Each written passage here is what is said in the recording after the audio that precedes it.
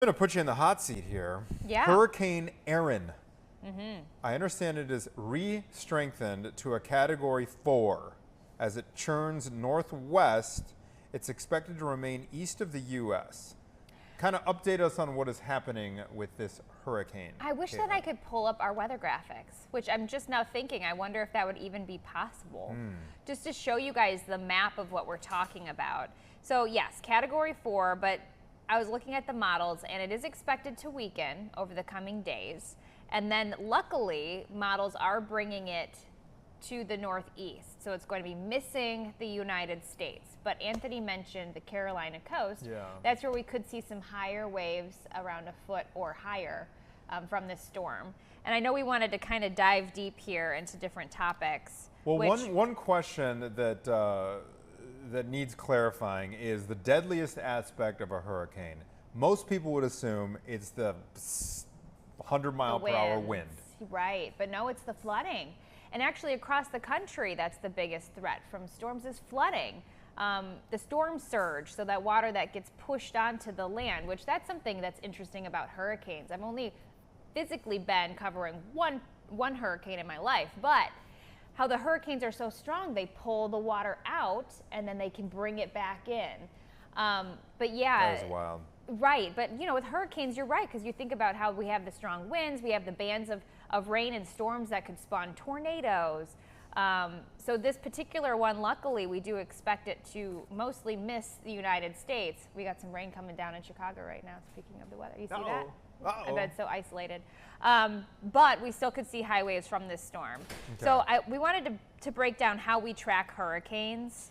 So Jenna, you did a fabulous job breaking this down. So satellites for big picture, you can see it, obviously. The problem with hurricanes is they're over the ocean. So we can't really get data easily to forecast these hurricanes because that's why we have, you know, the National Weather Service offices, the more the better, because they can throw up the weather balloons, so they can collect data from the ground stations as well. But when you're forecasting for a hurricane, it's over the ocean, you can't necessarily, I mean, you can't have a station that's going to be gathering that data. So they have hurricane hunters, which last year I got to do an interview with a hurricane hunter pilot who flies through the hurricanes. Oh dear. It was such a good interview. It was so interesting. I asked him all of the curious questions that you might have, including like, remember when we were talking to that man about the pilots with the airplanes, commercial aircraft.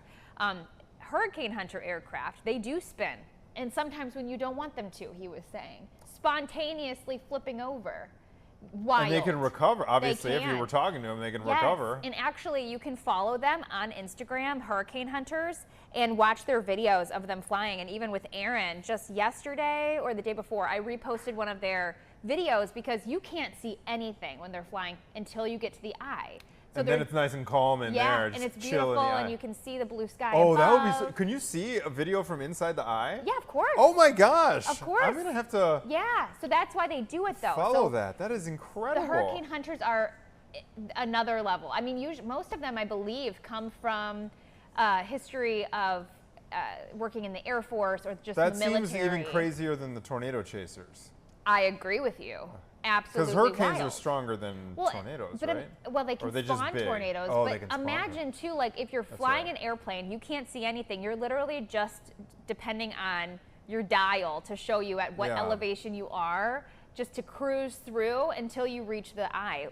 Unbelievable. All right, so the final bullet point that Jenna gave, the climate connection and warmer oceans. What is when the water temperature is warmer, what happens there? It actually can assist in breaking down the hurricanes, believe it or not, because one of the reasons why hurricanes get ripped apart is something called shear, which is the change in wind direction or speed with height.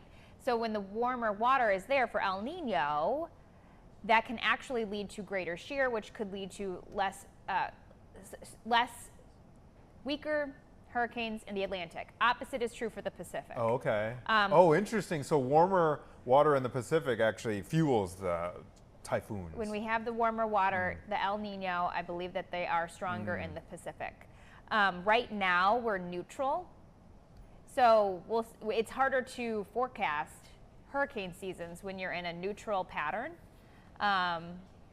But yeah, it is. It's very interesting. And the history of like climatologists, the people who keep up with this stuff, the people who are, the hurricane experts. They know enough to know that that Erin is going to veer off northeast, though. Yeah. It's close enough that they can actually. The spaghetti plots, if you will. Have you seen those? No. So the spaghetti plots are just the different modelage that we use, and you can see, like, you use the mean of the spaghetti plots. But yeah, so for Erin, it looks like we are going to be okay. We could see some high waves along the East Coast. But as far as a direct impact, it looks like we're going to be. That's good. That's good. So what was the one that you physically covered in person? I can't even remember what it was named. What was when I worked in North Carolina. It ended up not being a big deal. Okay. And they evacuated us before. I was in Charleston to cover it. But actually here locally in Chicago today, we have the potential for some severe weather, unfortunately. We're mentioning how it's raining right now in the city. Today it's going to be really hot. The feel like temperature approaching 100, and then this afternoon and evening, we have a slight risk of severe weather, especially west and northwest of the city. Those storms could have damaging wind again. And then we have the potential for rain into early tomorrow, but then we get in on some really nice weather. The stretch that you guys had, like highs of 82, 83, like later in the week, and then no risk for weather. Oh my gosh, that's going to feel beautiful amazing. Stretch. Yeah, we deserve it. Right. I feel like it's been kind of hot and muggy this summer. So stormy, so rainy.